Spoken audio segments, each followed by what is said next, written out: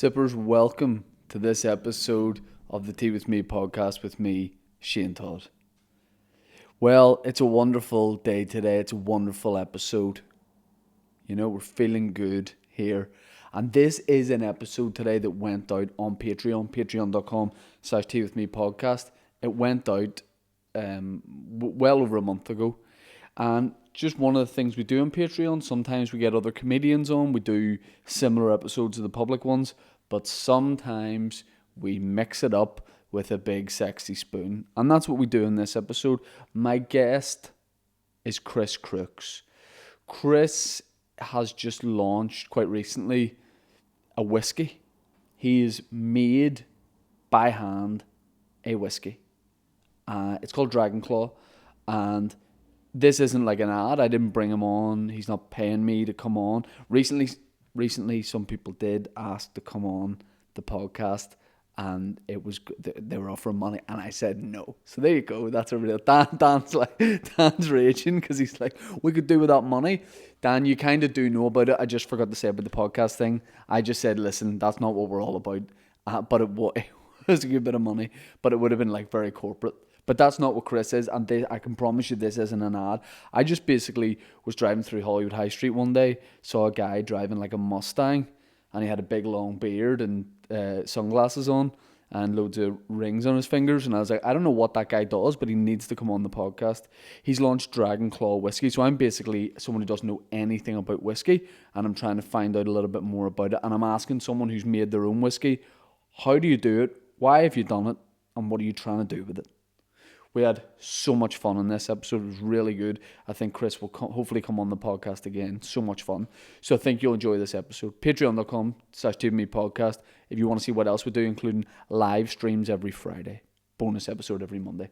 Before we get into it, let me just say that we are sponsored by Thompson's Tea. The guys behind Punjana. And you're going, Thompson's Tea, are they local? Yes. But Punjana sounds very exotic. Local, Belfast, history, heritage, prestige. They're celebrating their 125th anniversary. I mean, I don't know anything that's 125. I don't know anyone that's 125. You know, my Auntie Kathleen lived to be like 100 or 101 there, and that's nuts. Thompson's 125 years making tea. You know, where do they get their tea from? Is it like buy and sell? You know, do they get it? Do they meet? You know, do they get it in Castle Court? No, they go to India to get their tea. They go to far away places. They go to some of the best tea fields in the world, and the Thompsons family themselves taste it with a wee pinky out, and then they go either yes or no. You know Punjana, it's Northern Ireland's number one selling tea. They sponsor the podcast. We drink their tea on the podcast. And that's just the way it is. You don't do something for 125 years without being very good at it. Imagine you were brutal at something, you'd stop doing it after about 2 weeks. Unlike us with podcasts, we've been doing it for a long time. Shout out to Thompson's Punjana Tea, you know the score. Also, we're sponsored by Manscaped. Now, you know for ages we've been sponsored by Manscaped, and we appreciate that, and I always talk about the Lawnmower 3.0 for let's just get right to it for shaving your pubic hair. You know, that's what they do. It's men's below the belt grooming. Manscaped are the best at it. So they had the Lawnmower 1, a few years ago, yawn. Then they bring out the Lawnmower 2, and people are like, okay, yeah. And then we've been talking for the last while about the Lawnmower 3.0. You're not going to guess what they've done. Who would have seen this coming? It's only the Lawnmower 4.0. Holy shit, the Lawnmower 4.0. Where are they going to go after this? I think I know.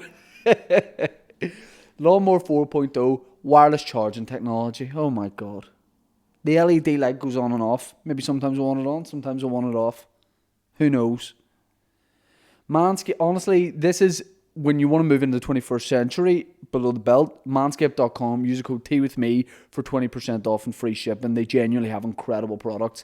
I'm a user, Dan's a user, Mike's a user, not as a person, but of Manscaped products. You got to check it out. And Chris, my guest today, I'm going to make an assumption, very hairy facially, but I think downstairs keeps it clean, but we don't know that for sure. Enjoy this episode of the Tea With Me podcast with the great Chris Crooks. Let's talk whiskey. Welcome to the podcast, everyone. It's another episode of the Tea With Me podcast.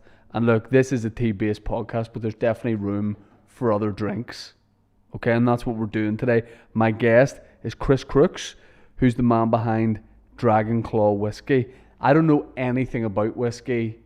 I've tried it once, and me and Mike can maybe quickly tell that story. Dan over here, big whiskey fan, loves it, absolutely loves it. And Chris, cheers for coming on the podcast. Appreciate it. Oh, listen, thanks for having me along. It's sort of quite excited and somewhat nervous at the same time. I think if you're, I like to think of Hollywood as like my town. Like it is my town. I think I know what's happening. And a few weeks ago, whenever it was, I just heard this sound driving through the streets. I was like, well, that's really pricked my ears. And then I heard it getting closer and just see this Mustang cruising through the town. And Hollywood's just full of Range Rovers and the same kind of car over and over again. I just see this guy with a beard and a Mustang, sunglasses on, driving through the town. I was like, if you don't think I'm not going to ask you to come on the podcast, you're crazy. Like, it has to. I didn't even know, even if you, we're talking about whiskey, even if you didn't have a whiskey, even if you just worked in admin, I'd probably just ask you on the podcast. Yeah. I was like, I like that style. I like everything about that. Yeah, there has, I'm not incognito, that's for sure. Yeah. And a lot of, I sort of take it for granted because it's not like a conscious effort to look no, of course, mental, essentially, because it's not typical. But it's my wife who's so relatively conservative, right? And thankfully her celebrity crush was Dog the Bounty Hunter. So you can't be really wrong, you know what I mean? Mine was Dog's wife for about 3 seasons at the start. Not so much towards the last few seasons. Yeah, you got to go back to those sort of archives to sort of find her at her best. Yeah, I mean, no disrespect to Doug Mountain and his family, but towards the last few seasons, I didn't know which was which, him and his wife. I didn't know who was who.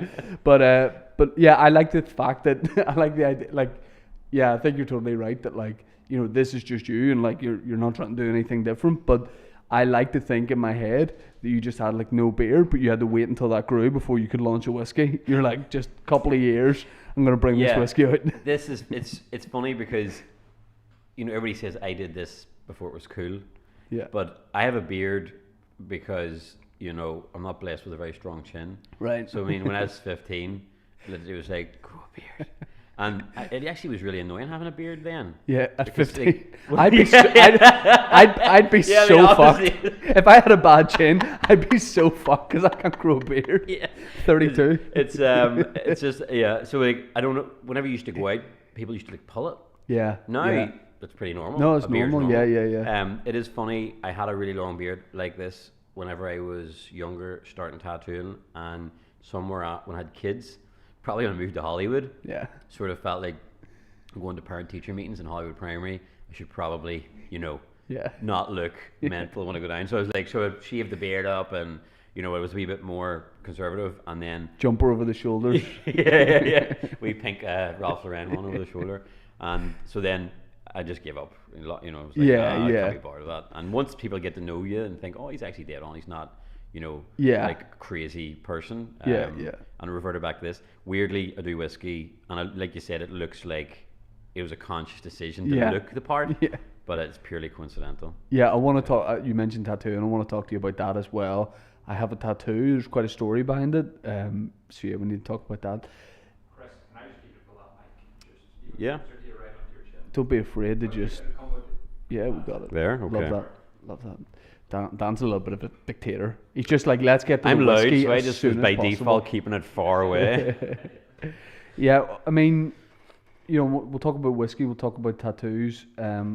I'll tell you you've started a whiskey, you've launched a whiskey. Yeah. And that's what I want to talk about, because whiskey is such a big phenomenon, and it feels almost like whiskey is like a club, and if you're not part of it, it's almost like you're looking over the fence, when your neighbours have a barbecue. Yeah. You're trying to speak to people that are at the barbecue, trying to get a little bit of something for yourself. But I think my experience with whiskey was I've drank whiskey once at Mike's house whenever we've talked about the podcast before. We were about 16 and his mum had a bottle of, do you remember what it was? Bushmills. Bushmills. And it was like a thin bottle, like a thin quarter bottle of Bushmills. And we were like kids at the time really, and I said, give me, let me see. But I don't know what your experience of the story. I can't remember it, that's the point. It was sitting on top of my mum's fridge. We'd had a couple already. Yeah. You thought that you were Billy Big Balls, necked the entire quarter bottle in one go. And just became horizontal immediately. You just fell straight off the chair. And that was your love affair with whiskey sort of over then? Yeah, I just can't. It's like a mental block now, and like so many, like more of my mates than not love whiskey. Yeah. Like they talk about whiskey a lot. I think they have a separate WhatsApp group to talk about whiskey. They like to go to whiskey nights, and it feels like it's really blown up in like the last 3-4 years, but is that wrong? Do you think it's been... No, I think it has. Weirdly, when you said about like whiskey's a club and if you're not in it, you feel it on your outside, despite the fact that I have a whiskey brand, I am actually not, involved with the local scene at all. I'm just one of those people that, sees something and thinks, I wonder could I do that? And then just goes and finds out how to do it. Yeah. And is sort of, naively and ignorantly just not really, knowing what's going on in the sort of industry as such. And so, like, I can totally understand that. And it is because of that, if you feel like it is something like a barrier you have to break through, and people do sort of separate themselves. I personally believe, whether it's whiskey or it's anything, you do it to the extent that you appreciate it. Doesn't matter whether it's sport or anything at all. Yeah. And as long as you're enjoying it, it really doesn't matter maybe as things. Yeah, it does feel like one of those things where like people will like tell you how you have to enjoy it and that sort of thing. So is that what you want to not do? You want to just be like enjoy it whatever way you want? Yeah, I want to do, and it's sort of my detriment. It's caused more issues with the intricacies of whiskey. Right. Because I was just blindly doing it. Yeah. And as you can imagine, were you just like at the start? Were you just like knocking it about yourself and like trial and error? This is probably where I should have, like, it's just me. There's a one-man band, does everything. Right. I'm at that point with the business where I should probably get a solicitor. Yeah. I'm going to use the word allegedly a lot. Allegedly, I was doing that, for the crack. Yeah. Ignorantly, unknowingly, that you're not really meant to be doing that. And, Why? In Hollywood. Sorry, what? What do you mean you're not allowed to make? Oh, you're not allowed to make alcohol yourself. Not spirit. Beer, I think you're allowed to make beer, but not spirit. It's completely allegedly illegally. Am I stupid for not knowing that? No. Listen, Your Honor, he didn't know either. Yeah. I was thinking about a signature vodka. Yeah, so you're not allowed to, and it's all to do with duty. So if it's because there's so much tax on it. Yeah. It's the same. I think it's the same reason why you can't use red diesel in your car.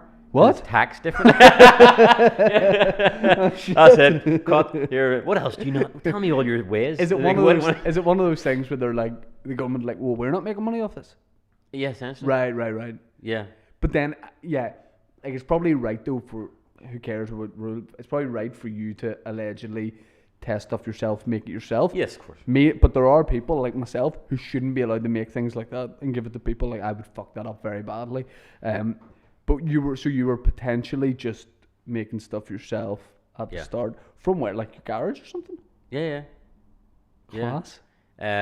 Just buying grain and stuff, and why not?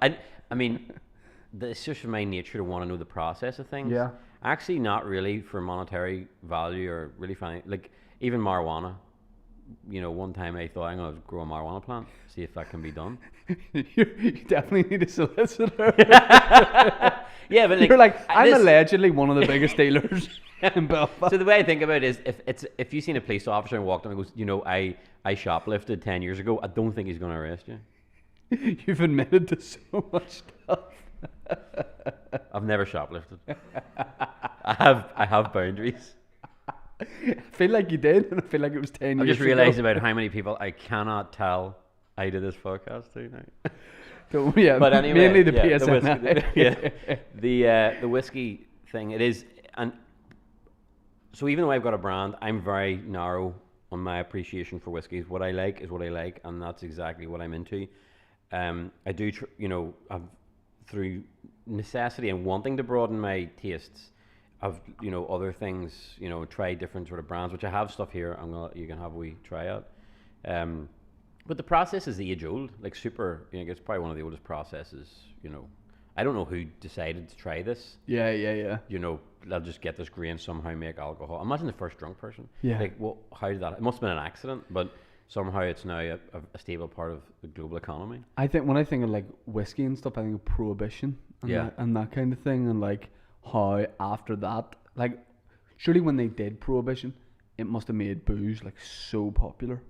You know what I mean? Like had the opposite effect. Oh, 100%. Yeah. And whiskey would have been one of the main drinks. Yeah. But I like the history of whiskey and that kind of thing. I don't know much about it at all. Like genuinely, it's through like my friends. Like what whiskey I'd buy Dan a bottle of whiskey for like a birthday or the end of a series or something like that. But I don't know. It's just, I think because the first time I drank it, I was so young. And in my head, it's just like a mental thing. Yeah. But then I was like that with coffee, and now I like coffee. I was like that with wine. Now I like wine. Girls. I think you just develop a taste for things. Yeah. A lot of things in life. Whiskey, it's not the most palatable thing for young people to drink. It's actually the only thing I ever did drink, and that by no means makes me a whiskey connoisseur. But like, so you mean like when like you're a teenager and you start drinking whatever, you were like straight on whiskey? Oh, I did, yeah. And this is no word of a lie. I lived in Portadown, and I went to a bar. That makes sense, to be fair. Of course. You need coping mechanism. You need something to take the edge off when you're 15. I always think of Portadown you're like a holding pattern for Hollywood. Yeah. It's like prep for moving to Hollywood. But no, I went to a bar. Nobody in my family drank at all. So my parents were missionaries, and I had, I seen TV adverts, and I just thought alcohol must just be like so amazing. Kids aren't allowed it. It must be the best thing ever. Yeah. And I remember going to, I think it was like Joe Max in Portadown. I was like 16 years old, went in. I think the streets were out at the time, and I think I asked for a pint of Kronenberg. Yeah. And the clue was talking about. Right. I just thought, pint of Kronenberg. He said, we don't have that. And that was me. I was all out of things. And then I remember the Stella Artois adverts. I'm like, oh, give me a pint of Stella. And just taste it and literally just spat it out. I was like, this is the most horrible thing I've ever tasted in my life. Yeah. And the barman laughed. And, he said, oh, you like something sweet? To give me this drink. What age were you at this? 16. Right. 17 maybe. Drinking illegally. Yeah. In a bar. Again. You get the vibe here, don't you? So he gave me a drink. He says, oh, if you like something sweet, try that. I tasted it. Like, oh, that's phenomenal. That's the best thing I've ever tasted in my life. He says, you can't drink that. That's like a girl's drink. It's Malibu. Oh, yeah. And I'm like, well, that's big fan of Malibu. I drink Malibu. Like, did on and off with whiskey. So then I had Jack Daniels. I thought this was brilliant. It was a Friday. We're going out with the mates, getting a carry out to go and hang around a park somewhere. Went in. Everybody's getting a bottle of Buckfast. I went to the counter. I'm like, do you have Jack Daniels? And the girl's like, yeah. And she sat down. It was like, Buckfast was like, I don't know, £3. Yeah. And you're like 16, $24.99. You're like, what the frick? Because he had no concept of alcohol content or anything like that. Yeah. So I got a wee small, like you're talking about, quarter bottle, and just was sitting drinking it. And straight. I mean, because I didn't, knew no better. And I see whiskey. That's the thing about it, even as an adult. If you're trying it, the first time you taste it, you're going to notice the presence of alcohol. But it's only after that you start to really like pick out the different notes and different characteristics of each whiskey. I mean, I wasn't thinking like that when I was 16. Yeah. Like, oh, this is really tasty. 16. Oh, I was just steaming. I was just panned out. And since then, I just drank whiskey. And then if you go to houses, it is normal. And it's a bit of a pain because I don't drink beer. Right. I think I've had like 3-4 beers in my whole life. Right. I only tried Guinness for the first time last February. Thoughts? In the Guinness factory. It was cool. Yeah. I mean, they do the whole you get a wee small one, you breathe in. I thought it was cool. I tried one in the golf club like the following weekend, and there was like 2 sips. I'm like, wow. Yeah. I can't drink the volume that comes with lager and beers. Yeah, that makes sense. Because like when you think about pints, like do you think a measurement of a pint, and if you go out and have 8 or 9 pints, like if someone told you lost 8 or 9 pints of blood, you fucking have a heart attack. Yeah. And 8 or 9 pints of whiskey's like you're not coming back from that. No. You know, that's gone. Night's over. Yeah. Life's over. But so I the worst tagline. I've tried. Night's over, life's over. Yeah. So making it was sort of my memory of whiskey, and this is where you probably, I think everybody can sort of agree, is when you go around to someone's house and you have a drink you like. If somebody offered me a beer, like, do you want a beer? I'm like, no, I don't drink beer. Sorry, I drink whiskey. And then always the reaction was, oh, I think we have a bottle of whiskey somewhere. Like one of the suppliers. It always has to be. It's in a locked thing. Yeah, at that point I'm like, oh no, this is what are they going to present? And I've been over the years presented with like predominantly Scotch, heavily peated, very medicinal whiskies that are just not my taste at all, because I only really drink bourbon. So making whiskey, I was just trying to make a bourbon.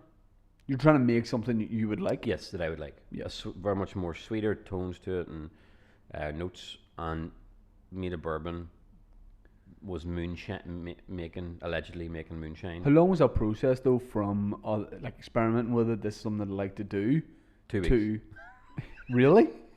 I'm a real like shitter get off the pot guy. Do you know what I mean?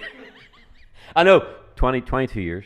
Yeah. 22 years studying grain and agriculture and distillation. It's been a long slog these 2 weeks. It has, yes, very well, yeah. No, it hasn't been 2 weeks, but it's. I think the best things in life just happen so organically. Yeah, I'm the most impatient guy in the world. Like, these do know, like, I'm the most impatient guy in the world. So if I started something like that, it would have to be a short time scale before we got it right. Yeah. Like I made beer with friends years ago, and we got all the kit to make it and fermented it. All do you ferment beer? Was it? Did we? Yeah.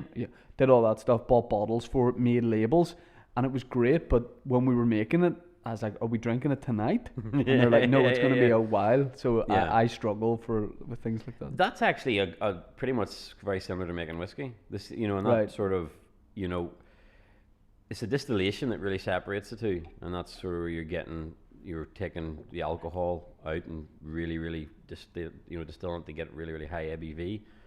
But the process is sort of the same for all alcohol. It's just sugar and fermentation, and so you did sort of the same, and that's how I started doing it. It was like, if you like beer, well, let's make our own. Well, let's get bottles. Let's stick labels on it. It'll look cool. Yeah. And then you sort of you feel proud. You put it on the shelf and go, oh, that's really cool. Yeah. And then I sort of I really enjoyed the creative side of it, and then just sort of went with it. But I'm sure a lot of people in the industry would think, who is this guy? Where has he came from? Yeah, is there like an industry here, like a local whiskey industry? Like, I can picture these guys, in my head, they like look a certain way. Like, I think there's like some sort of group that meet. And I think they would sit in a tight circle, and there's not much room to get through. Yeah. Oh no, definitely. It's there. Whiskey is sort of. I think it's a bit like the emperor's new clothes. That everyone is just, they've read enough, and they're just regurgitating what they've read. And I really sometimes question how much people really engage with the spirit. As someone who is involved at every different level with it, I see it from different angles. I sit down to enjoy whiskey. I can't really enjoy it impartially sometimes, because there's more to it than just what's in the glass. But whiskey, there's no doubt about it. There is like a disproportionate amount of assholes in whiskey than there is in normal society. Yeah. Do you know what I mean? Yeah. I just got a list of people who this can never be. It's not like anybody's going to see this. This is a private conversation. Yeah. Of course, it's a private. But there is a local scene, and I think you have to respect everyone that's came before you in anything. But the minute there's detriment to your own progression, it's sort of like, yeah. So I will just, get on with it, and people are into it. People aren't, maybe aren't, but they'll come around. Did it start off as like I'm always into anyone that launches a product, starts doing a new thing. Did this start off as, I'm just going to do this as like a hobby, as something I enjoy? Or from the outset were you like, no, I'm going to make a whiskey, I'm going to get it out the shops, and I'm going to start selling it? Purely a hobby. Right. Probably social media had a part to play in that, because I was sharing stuff this is just shows how ignorant I was. I was sharing the process on Instagram on my tattoo page, which is sort of got quite a big following, and people started messaging me saying, "Oh, I'd love to buy your whiskey." Right. Because people don't really read, but like they look at stuff on social media and they fill in the blanks. Yeah. They went, "Oh, he's making whiskey. He's got," and so I thought, okay, this actually people want to buy this, and then I started looking at it, and that's when I was basically going, "Oh crap! Not only can I not sell this, I shouldn't even be making this." Right. So allegedly, and then I decided to go and approach distilleries and work together with distilleries to make it like a legitimate product that could be marketed. And the marketing side is absolutely, it's so fun because it's my Your baby. marketing stuff's brilliant. Thank you. It comes from zero. It's just doesn't look forced at all. It just looks really, really cool. Look. No, that's cool. Thank you. But yeah, I mean, if you you saying you shouldn't have done it. Like if you did end up in jail, and then people were like, "Why are you in?" and you say moonshine, that's maybe the coolest reason you could ever go to jail. I'm screwed if I go to jail. No, no, not literally. I probably won't be screwed because I've got two very, very good skill sets that are really, really popular in jail. I can do tattoos and I can make alcohol. All right. I mean, like, I'll be running. I'll be running that. Else. Do you know what I mean? Yeah. Oh no, those are. I don't know if I'm skilled in those particular areas.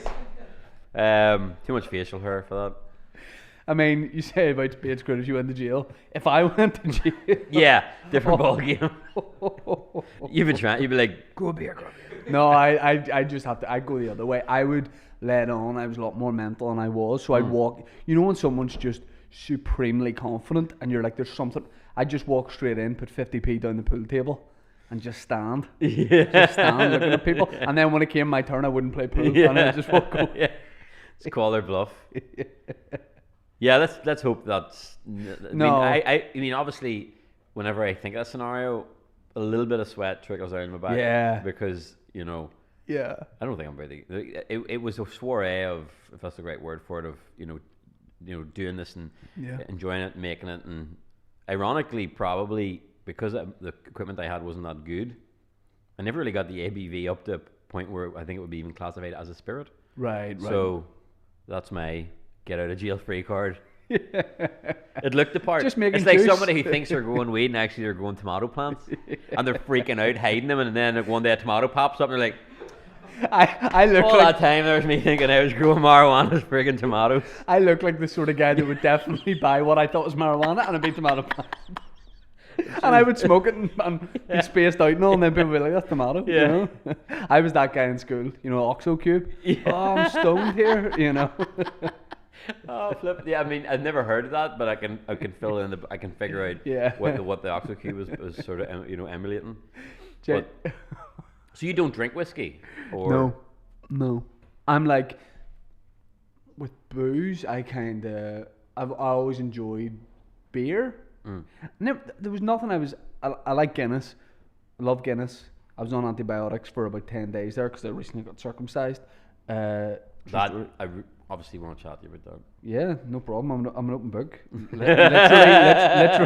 Literally a lot more open now. First few chapters were missing, but yeah. So I'm not really a drinker. Like, I'd nearly say I'm teetotal, but then I'm not because I do have the odd drink. So okay, I'm not teetotal.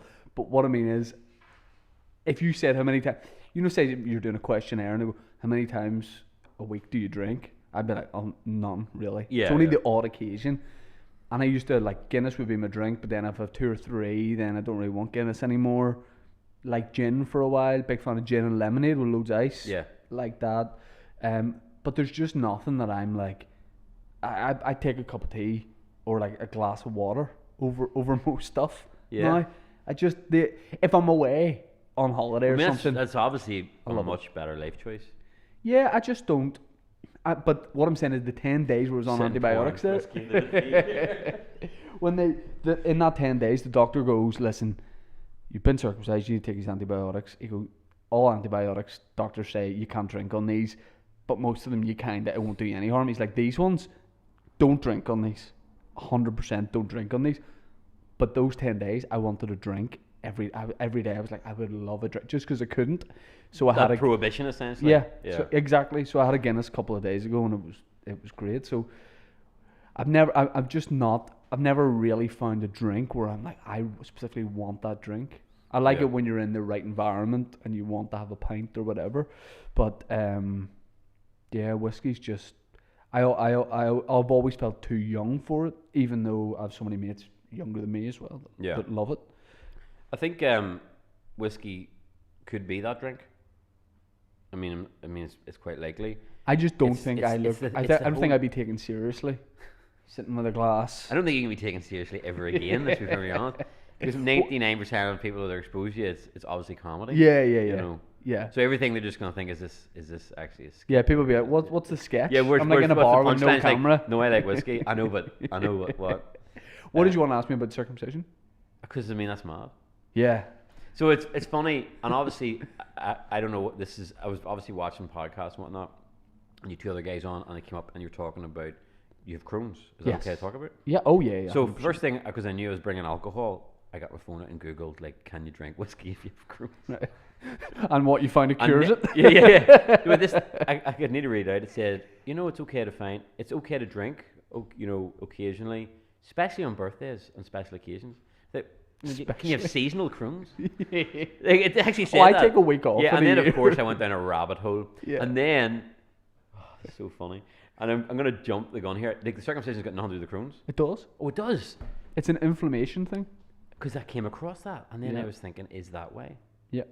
Right. Although, once you get circumcised, so many people just pop up that and go, yeah, I got circumcised. And you're like, I never would have known. Yeah. Like quite a few people. Like, get circumcised. Well, I had a vasectomy last year. I mean, I feel lightweight. I got a vasectomy. Yeah. I got tuned. I had a vasectomy before the circumcision as a warm-up, and then got it reversed.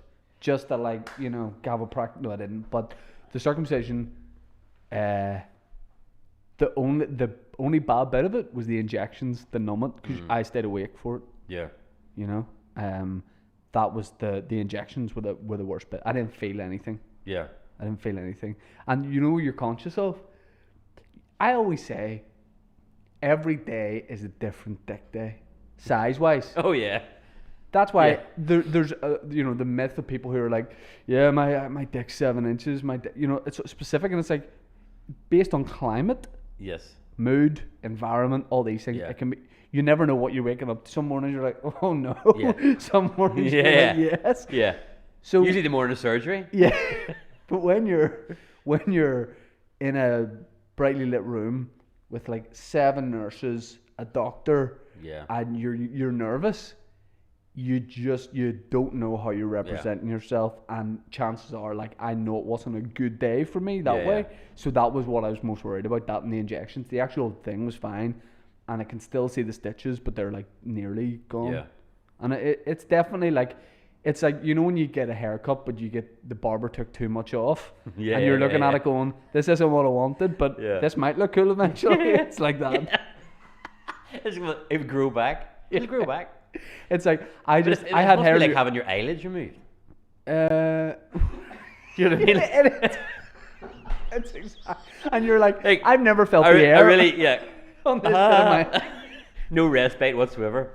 But then after a while, you're like, this is maybe better. It's the equivalent of you going in and asking for like a couple inches off your hair and getting a one all over. You're looking at it going, well, this is drastic, but this might be a new look for me. Yeah.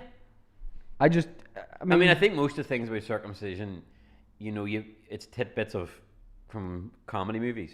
Yeah. I always think of that one in Friends where Joey goes for an interview and he puts a bit of ham on. Like, I mean, and you don't sit down in school and talk to you about this stuff. They just sort of like brush over it, and then TV fills in the gaps in your life. And you're sort of like, oh, well, I mean, that's what it is. But weirdly, my kids are the only boys in our family that aren't circumcised. Oh, yeah? Yeah. Why? Well, because my sister's married to an American, and they're in America, so that's circumcision. They love it. Is another thing, yeah. They love it. And then my other sister's married to a Nigerian, and they're circumcised. So weirdly, my kids at the pool with all their cousins are sort of like they're the showing weird off ones. Though. They're showing off. Though. Extra purchase. Yeah. Now, Guinness, huge in Nigeria. Huge. Yeah, this is funny that I was chatting to a guy yesterday who works for Guinness Diageo, and he mixes it up. Yeah. And it's not only huge in Nigeria, they make a stronger version of it. Oh, yeah? I think it's like 9%. Class. There you go.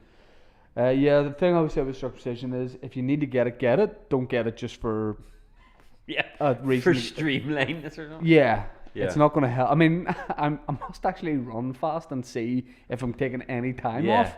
But look, yeah, it's just something. I think you'd have to be running extremely fast with an erection into the wind. Yeah. Because it'll just. Whereas the other one will just be like. Yeah.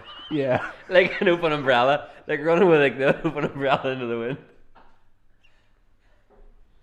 We'll do that in Hollywood. You can do it and port it down. Yeah. Oh, you can do it and port it down, and that's perfectly fine. That's just a Tuesday, you know. Yeah.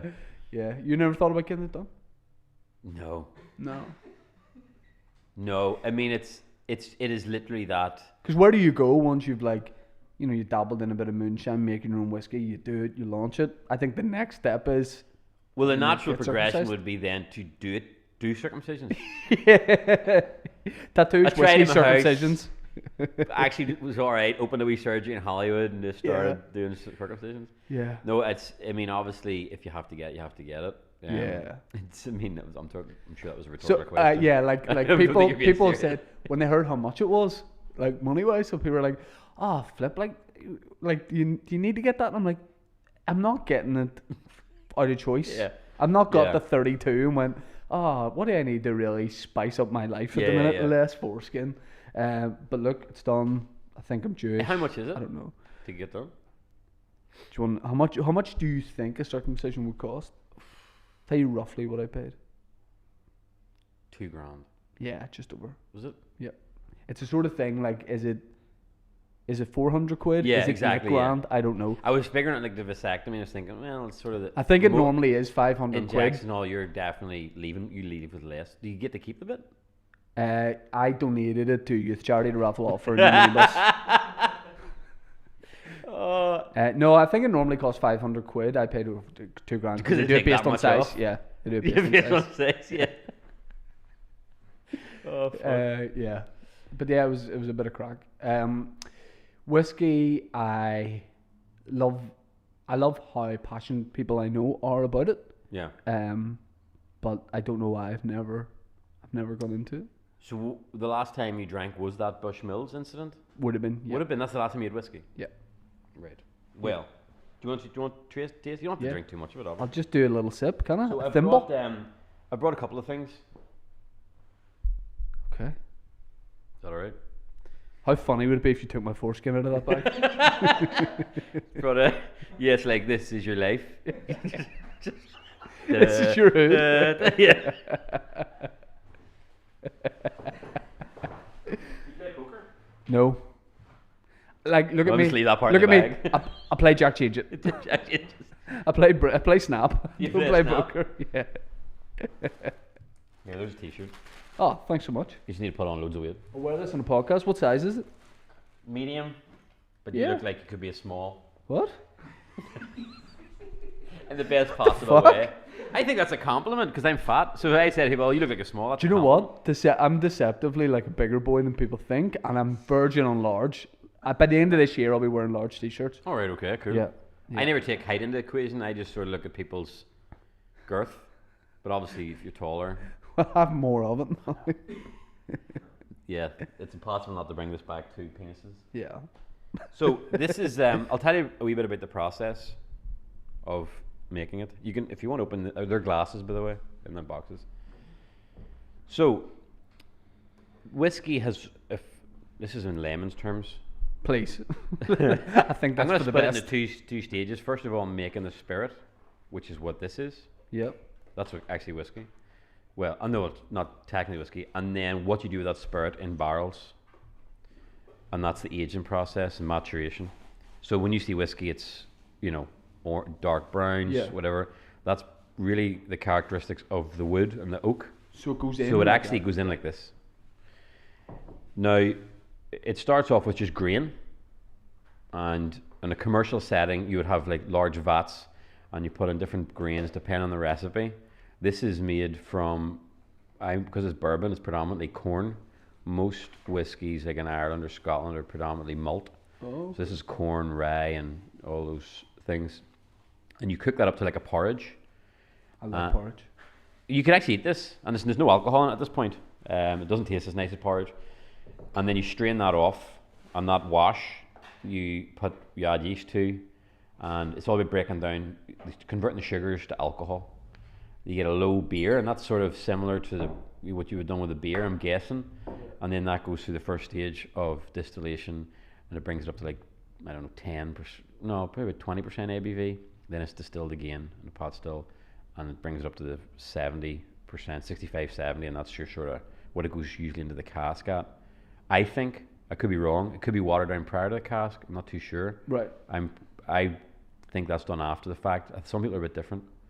I know this is around 65%. You can taste this. Like it is, I mean, I'll go in reverse. Okay. I'll start with the low stuff. Yeah. Because after that, you're like, I'm out. Okay. I'm having nothing more to do with this. So I've actually brought a couple of samples of things. These are conventional samples. If you're getting into whiskey, there's loads of different clubs worldwide. Right. You can join, get a few wee samples, and it's a good way of like tasting different whiskies without committing to going into an off license, seeing the shelf, and going, where do I even start? Yeah. And I actually have here the tasting notes. They actually come with tasting notes. You wouldn't have had this 20 years ago. No. Maybe even 10 years ago. And I've just brought these because I'm going to leave these with you, and you can sort of try these out over time. This one's a Japanese whiskey. You say try these out over time, Donald. Taste these all before. Oh yeah, you can fire away. You can pour a wee bit into that. This is a bit like a game show, isn't it? Get my cards out. Yeah, I mean, okay. Well, a wee bit more. Yeah, that's grand. I do feel like I'm in a game show here. Did I touch this yet? Do you touch it? Yeah. So this is this the Hibiki? Pretty sure it is. Oh, this is Nika. So you can taste a wee, take a wee. So normally, although again, it's a psychological thing, I'll smell whiskey. Yes, 100%. Oh, I'll do that, but that's not. No, yeah, get a nose off it. Some people will add water or ice. That's perfectly fine. And some people will be like, oh, you can't be doing that. Do whatever you need to do to enjoy it. And you can tell me, what do you think you smell with that particular whiskey? Childhood. The top of the fridge. I smell. Fuck, I feel under so much pressure to get this right. Oh, you don't listen. Well, that's what I think I'm drunk. You can say anything. Vanilla. Yes. Yes. Oh yeah. Yeah, I would know my whiskies like. Yeah. one glass in his hand. Yeah, in the nice groove. Right, you want me to try it? Yeah, try it there. Yeah. Now, first of all, you're gonna feel whiskey. There's no doubt about that. Alcohol is gonna sort of fill your mouth. But after a second, if you sort of roll your tongue around, you'll start to really taste some character. Also, remember it's 11 o'clock in the morning, and it is quite an overwhelming thing to be doing just right in the middle of the day. I'm driving a school bus in half an hour too. So what do you think? I thought it was going to burn a lot more, but it didn't, and I think it made my mouth feel nice and warm. Yeah. It's nice. Yeah, it's grand. I mean, that's a really nice whiskey. Yeah. Japanese whiskey. I like it a lot. It feels light. Yeah, it is, and you can even see that in the coloration of it there. Yeah. It is quite a young whiskey, and you can actually see here the difference in the color there. This one's darker, and this is because this is an older, basically in the cask longer. Right. And to give you an idea, there's actually a stave off a cask. So that's one of the things out of the barrel, and you can see it's charred on the inside. So they char the wood really to sort of bring out the tannins and to sort of caramelize. Don't know why I smelled that. It doesn't smell like anything. No, it usually would. That one's been sitting out quite a while. Right. Yeah, I smelled it this morning. I was actually hoping to go, you smell that? And you're like, oh yeah. But no, it's not, because it's been lying in the garage for about 6 months. Again, like the it tomato. Smells like Castrol GT. The tomato and the marijuana, you could have told me that smelled like anything, and I go, it does. Yeah, I should have done that.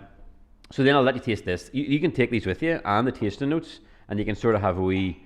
Does that matter that there's a bit of that in the bottom of this? No? Not really, no. I love that. See, I love that. I think whiskey people would be like, no, that's got to be washed and Oh, taken 100% away. washed. That's got to be you need water to cleanse your palate. It's got to be like, driven to Ballymena. Yeah. You know what I mean? And touched by a specific person. So pour a bit. Now, bear in mind, this is about 25% stronger. It is what they call new make or a new spirit. You are going to taste alcohol. You're going to die. No. And probably a bit harder after the first one to find those flavors. Yeah. But if, after that initial... If I get this right of what I think this smells like, this is a huge victory. Yeah. I've got it. I have a gift. Right. Can I tell you? Go. Cinnamon. Well, yeah, that's the rye. So you're getting like a spicy. I would find that with rye grain. I would get a sort of spicy, warm. Yeah, just a guy that knows his whiskey. It's actually pretty good you picked it up because it only accounts for about 20% of the grain in that, yeah. But it's enough just to give that wee sort of spicy note.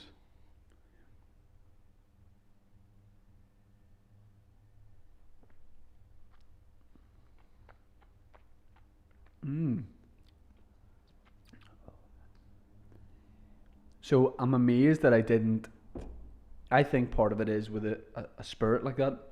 If I think about it too much, I'll drink it and then do a big at the end. Yeah.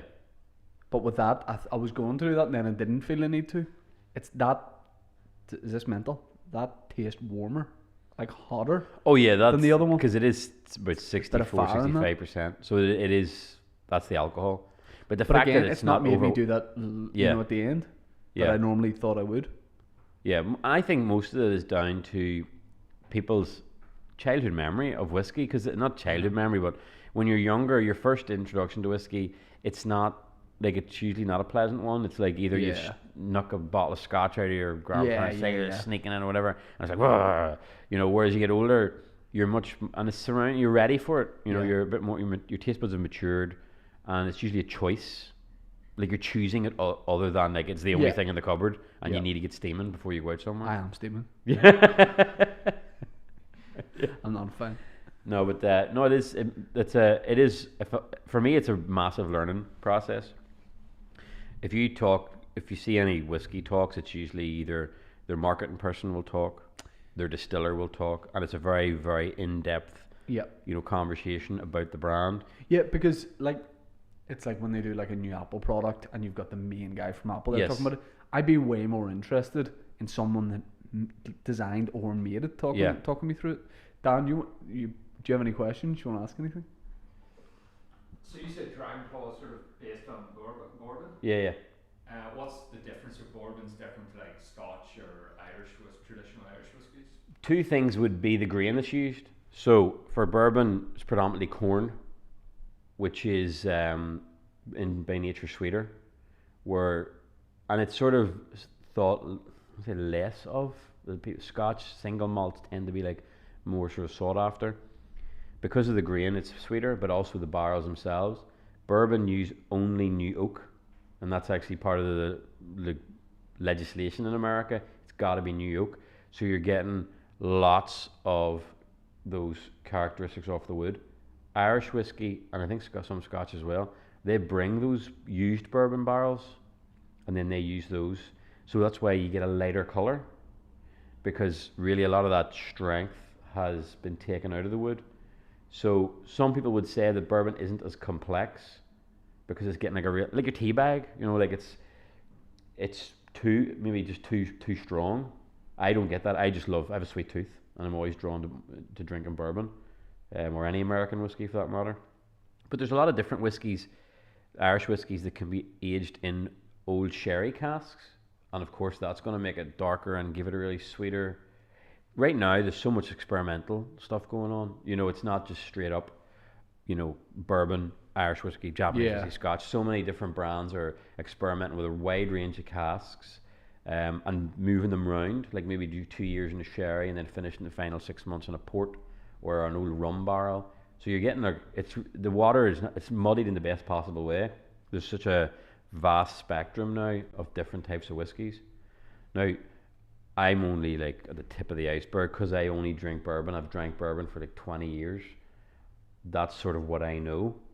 But there's whiskies I taste now and they don't remind me of what I remember Scotch being like, because I was always exposed to the same Scotch, a very sort of traditional 21-year-old, like an older Scotch, But it is a rabbit hole, and I think that's why people get into it and start clubs, because it's not as simple. Turn up with a bottle of Jameson and sit and drink it. It's a real and long-term hobby, and there's no end to it. Speaking of long-term, like launching a whiskey, traditionally people be like, maybe it takes this long to get in the shops, takes this long to expand this and that. Are you just sort of seeing how it goes? Or have you got like a defined plan of like, I want to expand it in America, that kind of thing? Yeah, I mean, definitely at the minute, with this first release, there was 248 bottles. I think they're nearly all sold out. And they went everywhere. Some went, and this is the social media plays into this, because, 10 years ago, you wouldn't have known where they were going. Yeah. Now you've got people who are ordering them online. They're in America, Australia, and that's, that feels really good that somebody in America has actually ordered a bottle of your whiskey, especially because it is such a new brand and it's expensive. Like it's really expensive for a first release that no one knows about. So I think, long term, it's just about making more of it and getting more exposure. I've been fortunate that I have just relationships as a drinker in certain places where when you tell people, oh, I'm doing this, they just really want to support it. Yeah. Because not only is it local, but they're meeting the face of it. If you think of big, large brands, you're not going to meet the guy that actually founded it. Yeah. And like say it's a rep or it's a PR exactly, person. yeah, and it's just me. Yeah. And sooner or later that will change, but I enjoy the process. Like I'm learning as I go as well. I'm sure some people could watch what I've talked about with whiskey and like, that guy hasn't a clue what he's talking about. Yeah. But I'm not that worried. But it's like comedy. It's like I see comedy in a way that another comedian won't, and vice versa. Like we all have a different. Like some people are hugely into the history of comedy and the formula of it. Mm-hmm. I like the history of it. I am interested a bit in formula, but I don't subscribe to do a lot of different things. Yeah. So it. I want to ask you just finally about tattoos as well. So that's what you have been doing, and what you have a huge Instagram page doing tattoos. Tattooing that's who I am first and foremost. I'm a tattooist who makes whiskey, and the two worlds you would think are quite similar, but they're actually very, very different. Whiskey's a lot more conservative because it is a quite corporate culture. Yeah, tattooing couldn't be any further from that. But tattooing for me it has helped the whiskey with having that platform and a sort of global client base. I thought it would have helped. It wasn't relying on it. Yeah. And I thought it would have transitioned more, but actually it didn't, because just like yourself, you're saying I'm not really that know much about whiskey. That has the same the world over. People are intimidated by whiskey. Yep. So even though I thought the two they go hand in hand, alcohol and tattooing, but they don't. Yeah. They don't actually go hand in hand. But as far as tattooing, lockdown sort of knocked that in his head. Yeah. About 60% of my customers would fly in, and at the minute there's no international flights. Where's the furthest someone's come from? Fiji. Someone came from Fiji to get a tattoo. No, I only say Fiji because not only is it far away, it's just weird. It's just very, very, very small. There's no Fiji to Aldergrove flight. No, there's certainly not. No. But there's people it's South America, Argentina, Sydney, New Zealand. Any well-known people, like anyone? Yeah. I don't tattoo many celebrities because celebrities don't really want to wait, and you get emails from agents. Right. And because I only do Japanese celebrities. Yeah, Japanese celebrities. Yeah, it's very niche, but it works. Super niche, and it works. Yeah. No, obviously Japanese style of tattooing. Yeah. So the conversation breaks down pretty quick. And those that I have, they usually make you sign non-disclosure agreements because for acting and stuff, I've seen them and went, how have they not got? How can I not see what they've got? Right. Because they are covered. Right. So, but it's few and far between. I've got one tattoo. So yeah, what? I don't look like a have tattoos. I got one tattoo. So me and my best mate Dave did a radio show together, and we used to have this quiz every week on it, just a quick fire general knowledge quiz, and we were like, let's have a forfeit for the loser. And this was a Radio Ulster Saturday afternoon show. There was no reason to have any sort of forfeit. And I said, right, loser gets a tattoo picked by the winner. And it came down to like the last episode, and I lost. And it was a question about Wimbledon. It was how many, because I can hear it in slow motion, it was how many men's singles titles has Bjorn Borg won. I think that's what it was. I got it wrong because Dave's mad, loves Bjorn Borg. So I was like, fuck's sake. Then it was like, okay, I've got to get it done. Everyone said to me, you can just get a henna, like just gets, because we said we'd do a video about it. Yeah. So everyone's like, don't really do it. And I was like, no, I sort of made a bet. Yeah. And like my wife she was like, don't get a tattoo because you lost a bet. And I was sort of saying it from the point of view of, this will always remind me of a funny time with my mate when we did this silly thing, and I don't think I'm going to regret it. And I don't. It was a good few years ago, and I don't regret it. But he got to pick it. So, bear in mind, if I had a won, I was going to make him get a portrait of my dad's face on his arm.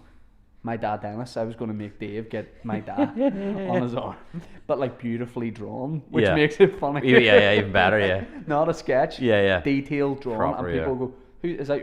Your father?" And they go, "No, it's my mate's dad." Yeah. So he wanted me to. So I'm godfather to his daughter, and he's godfather to my son. So he said, "I want you to get a tattoo in tribute to this." So he said, I want you to get the Todd father. Now I have it. It makes it seem like I call myself this and no one else does. I don't. So I have a tattoo, the Todd father, with his daughter's date of birth in it. But I can't really show you because it's on the back of my leg. Do you want to see it? Of course. I don't think everybody. I mean, once you bring it up, it's sort of. We can make a funny cut here where I've had a few whiskey. Yeah. Hey, it's really well done. It's nice. Yeah, it's cool. Yeah. So. This camera. Do you remember you talking about those days? Everybody's got a different dick day. Yeah. One of those days.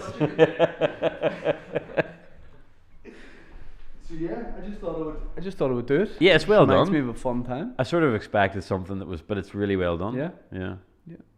And we've talked about doing this again, doing another bit, but I don't know. He was going to get one the day I was getting it, just because he's like, I've always wanted one. Yeah. But he chickened out.